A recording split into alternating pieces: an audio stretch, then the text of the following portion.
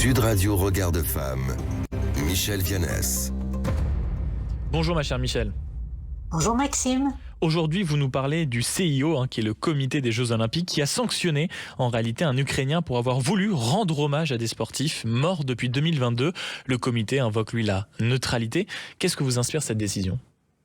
Eh bien, c'est au nom de la fameuse règle 50.2 qui interdit toute démonstration politique ou religieuse sur les sites olympiques que le CIO donc a décidé de sanctionner l'Ukrainien Ladislas Serashkevich, son tort, avoir refusé de renoncer à un casque qui rendait hommage à ses compatriotes sportifs morts depuis 2022 sous les bombes ou au front.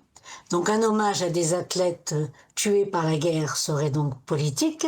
Je pense, Maxime, que vous vous souvenez très bien de Pékin 2022, où des sportifs français avaient envisagé de porter un brassard en faveur des droits humains, notamment pour dénoncer le sort des Ouïghours. Oui.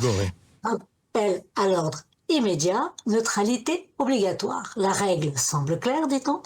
Aucune démonstration politique ou religieuse. Mais qui décide de ce qui est politique ou ne l'est pas? Et la règle, est-ce qu'elle s'applique à tous et surtout à toutes? Donc, de ce que je comprends, Michel Viannès, vous accusez le CIO d'avoir un double discours en réalité et que cette règle n'a pas toujours été appliquée? Eh bien, quand il s'agit des femmes et des régimes théocratiques, on l'oublie.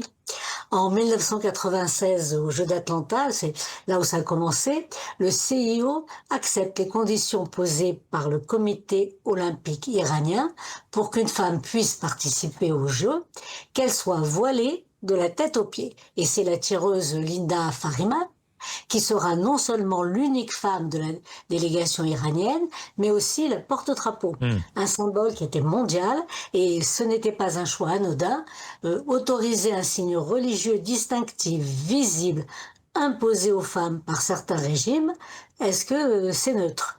Et donc, avec la Ligue du droit international des femmes, Regard de Femmes dénonce cet accord depuis 1996, parce que vous savez que depuis, à chaque jeu, le voile islamique s'est banalisé dans les compétitions internationales, et ce qui est important à dire, c'est que le mouvement est venu d'en haut. En validant ces exigences, le CIO a envoyé un signal très fort.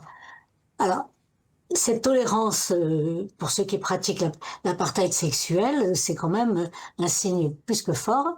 Et je rappelle que la France a fait un choix différent pour Paris 2024, interdire les signes religieux à ses athlètes dans le cadre de la délégation nationale, respectant la règle 50.2, eh bien, elle a été accusée de discrimination, en particulier par Amnesty International ou Human Rights Watch. Mais Michel Viannès, je vais vous rétorquer ce que disent certains qui répondent que tout ce que vous dénoncez, vous, c'est au contraire une avancée pour l'inclusion des femmes dans le sport international.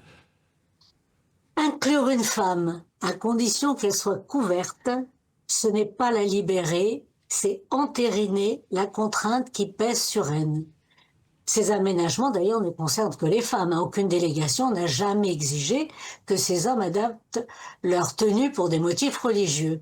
Donc, si la règle 50 interdit les démonstrations religieuses, elle devrait s'appliquer à toutes et à tous. Si les règlements vestimentaires garantissent l'égalité sportive, ils devraient être identiques pour tous et pour toutes. Sinon, la neutralité devient sélective.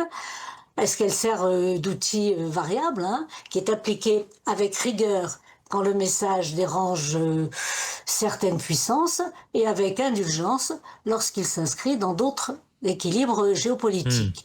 Et puis moi je dirais que faut-il comprendre que rendre un hommage à des victimes de guerre serait plus politique que l'affichage d'un symbole politico-religieux lié à un système d'inégalité et d'apartheid sexuel?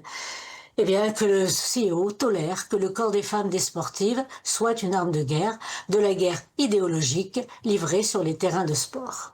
Comme chaque week-end, ma chère Michel Viannès, le message est passé. Merci beaucoup d'avoir été avec nous ce matin et je rappelle que vous êtes la présidente de Regard de Femmes et membre du Haut Conseil à l'égalité femmes-hommes. Merci Maxime.